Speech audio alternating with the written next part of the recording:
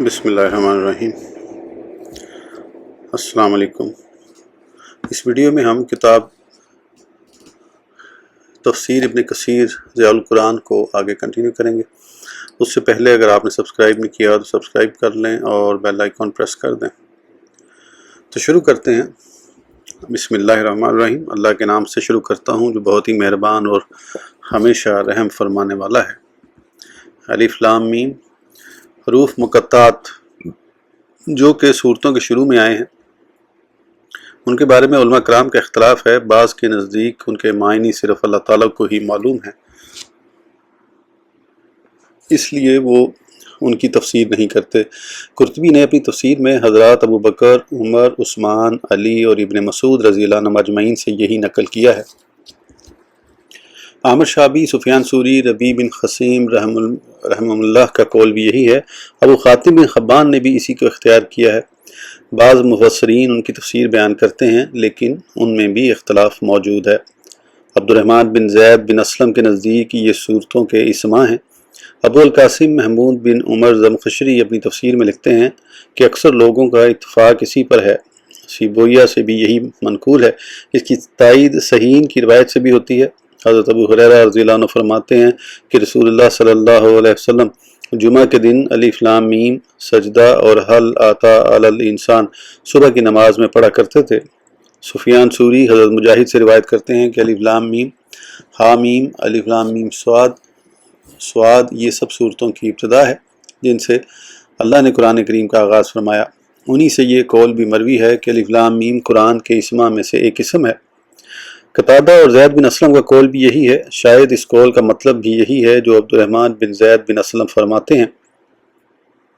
یہ صورتوں کے اسماء میں سے ایک نام ہے، اس لیے کہ ہر صورت کو قرآن کہہ سکتے ہیں، اور یہ بات بعید ہے کہ الف لام میم صاد سارے قرآن کا نام ہو، کیونکہ جب کوئی شخص کہے میں نے الف لام میم صاد صورت پڑھی تو اس سے ظاہراً یہی سمجھا جاتا ہے کہ اس نے سورہ اعراف پڑھی، نہ کہ پورا قرآن۔ واللہ اعلم۔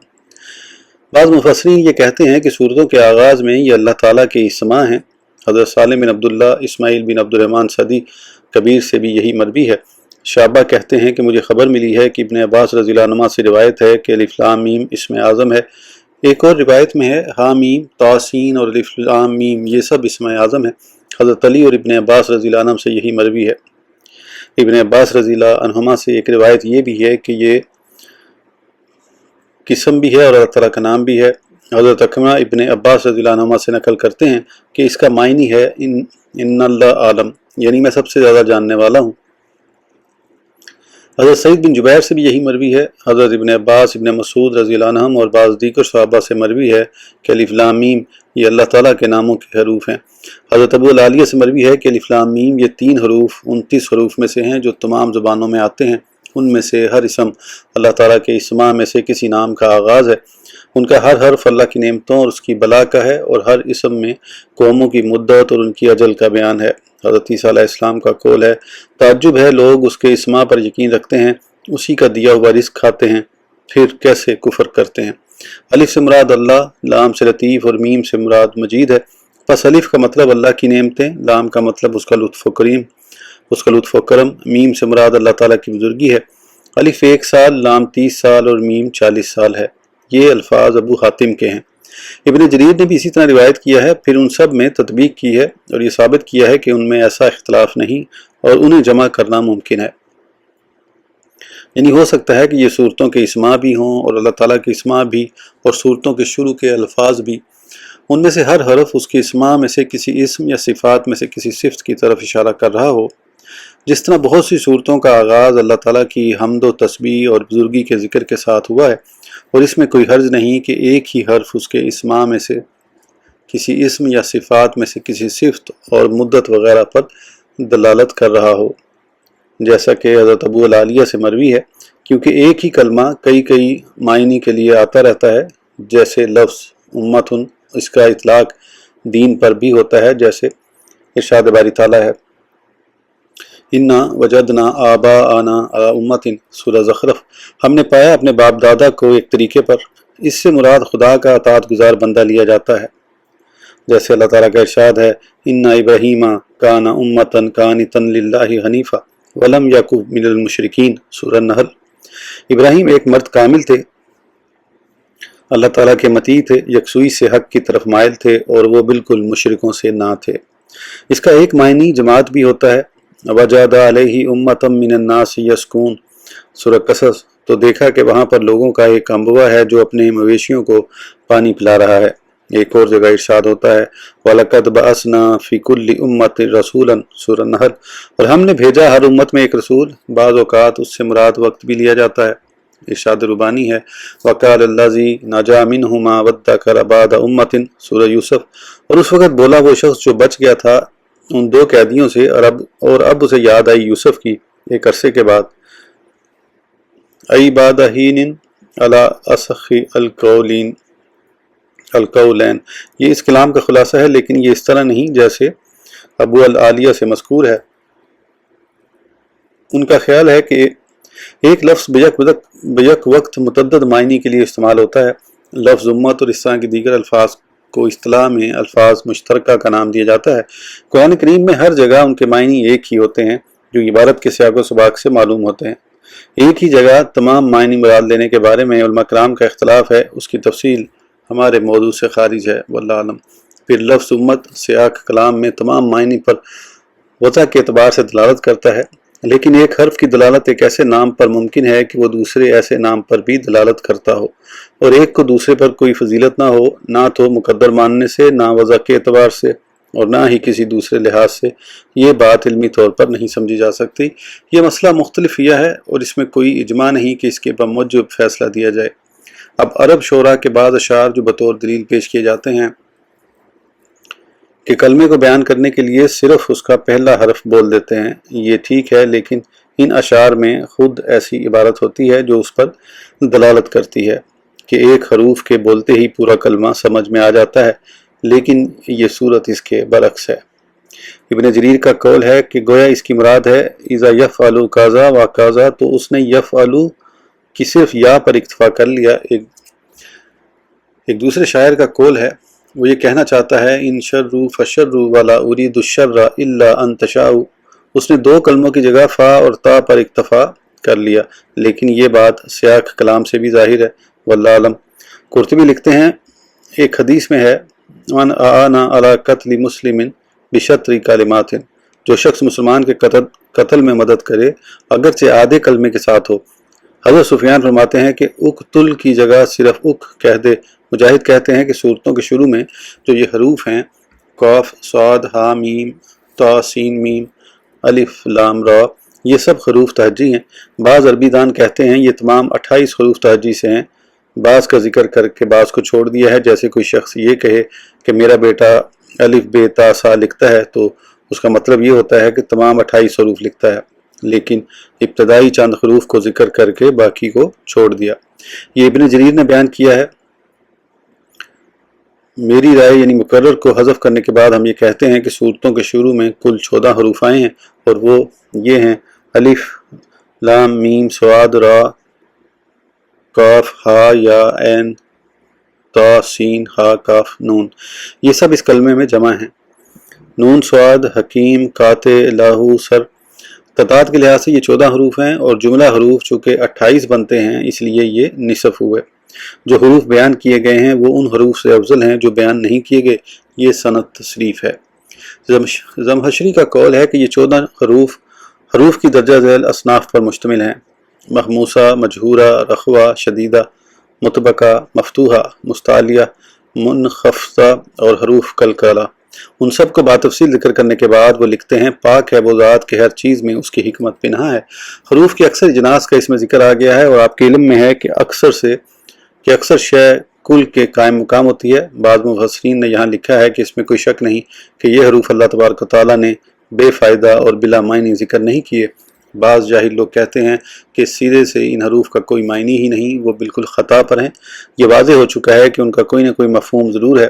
اگر ہمیں حدیث شریف میں اس کی طرف کوئی اشارہ مل جائے تو ٹھیک، ورنہ ہم توقف کریں گے اور کہیں گے آمنا بہ کل من عند ربنا، سورہ ال عمران، ہم ایمان لائے ساتھ اس کے سب ہمارے رب کے پاس سے ہے۔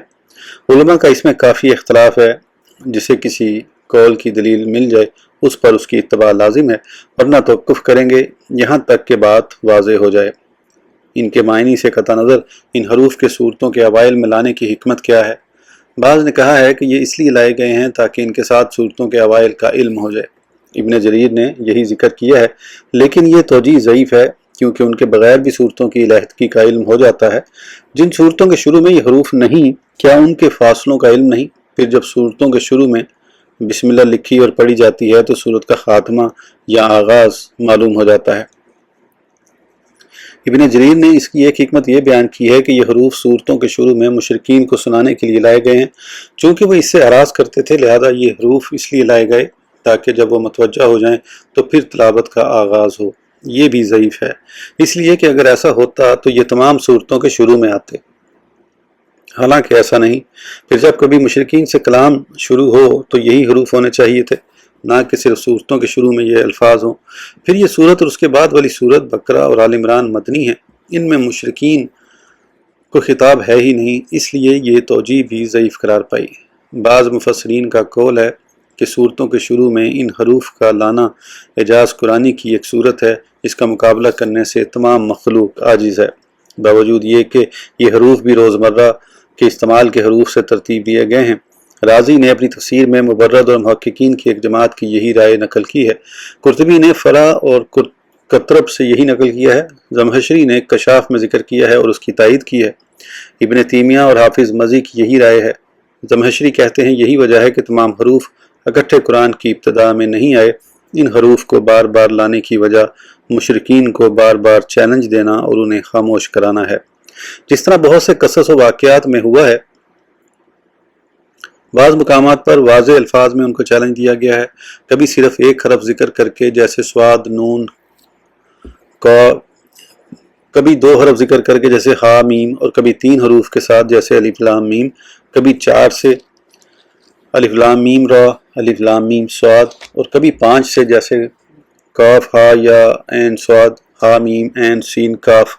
کیونکہ کلام عرب کا بھی یہی اسلوب ہے، اس کے کلمات ایک، دو، تین، چار یا پانچ کلمات پر مشتمل ہوتے ہیں، اس سے زائد حروف کے کلمات نہیں۔ میری رائے اس لیے ہر صورت کو حروف سے شروع کیا، پس لازمی ہے کہ جہاں بھی ان کا ذکر ہو قرآن کریم کے اعجاز اور عظمت کا ذکر بھی ساتھ ہو جائے۔ چنانچہ ایسا ہی ہے، اور یہ 29 صورتوں کے شروع میں آئے ہیں۔ ارشاد باری تعالیٰ ہے الف لام میم ذالک الکتاب لا ریب فیہ، الف لام میم اللہ لا الہ الا هو الحی القیوم نزل علیک الکتاب بالحق مصدقا لما بین یدیہ، سورہ آل عمران۔ الف لام میم صاد کتاب انزل الیک فلا یکن فی صدرک حرج منہ، سورہ اعراف۔ الف لام را کتاب انزلنہ الیک لتخرج الناس من الظلمات الی النور باذن ربہم، سورہ ابراہیم۔ الف لام میم تنزیل الکتاب لا ریب فیہ من رب العالمین، سورہ سجدہ۔ حامیم عین سین کاف کذالک یوحی الیک والی الذین من قبلک اللہ العزیز الحکیم، سورہ شورى وغیرہ آیات اس رائے کی تائید کرتی ہیں، واللہ اعلم۔ بعض لوگوں کا خیال ہے کہ یہ مدت جاننے کے لیے دلیل ہیں اور ان کے ساتھ واقعات، فتنوں اور لڑائیوں کے اوقات دریافت کیے جاتے ہیں۔ یہ دعویٰ ایسا ہے کہ جس کی کوئی حیثیت نہیں۔ اس کی تائید میں ایک ضعیف حدیث بھی ذکر کی جاتی ہے، لیکن در حقیقت یہ اس مسلک کی تائید کی بجائے اس کے بطلان کی واضح دلیل ہے۔ اس حدیث میں ہے کہ ابو یاسر بن اخطب یہود کے چند آدمیوں کے ساتھ حضور صلی اللہ علیہ وسلم کی بارگاہ میں حاضر ہوا۔ اس وقت حضور صلی اللہ علیہ وسلم سورہ بقرہ کی ابتدائی آیت الف لام میم ذالک الکتاب لا ریب فیہ تلاوت فرما رہے تھے۔ یہ سن کر وہ اپنے بھائی حی بن اخطب کے پاس آیا اور کہنے لگا میں نے محمد صلی اللہ علیہ وسلم کو اس آیت کی تلاوت کرتے سنا ہے۔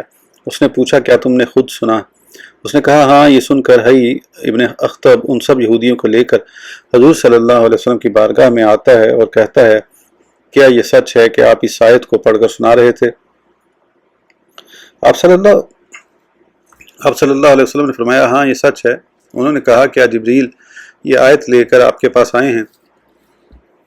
آپ صلی اللہ علیہ وسلم نے فرمایا بات اسی طرح ہے۔ انہوں نے کہا کہ آپ سے پہلے جتنے نبی بھی آئے ان کو یہ نہیں بتایا گیا کہ ان کا ملک کب تک رہے گا اور ان کی امت کس وقت تک باقی رہے گی۔ حی بن اخطب یہ سن کر اٹھا اور اپنے ساتھیوں سے کہنے لگا الف سے مراد 1، لام سے مراد 30 اور میم 40 ہے۔ یہ کل 71 سال بنتے ہیں۔ کیا تم ایسے نبی کی غلامی اختیار کرنا پسند کرتے ہو جس کے دین کی مدت صرف 71 سال ہے۔ پھر وہ حضور صلی اللہ علیہ وسلم کی طرف متوجہ ہو کر کہنے لگا کیا کوئی اور آیت بھی ایسی ہے؟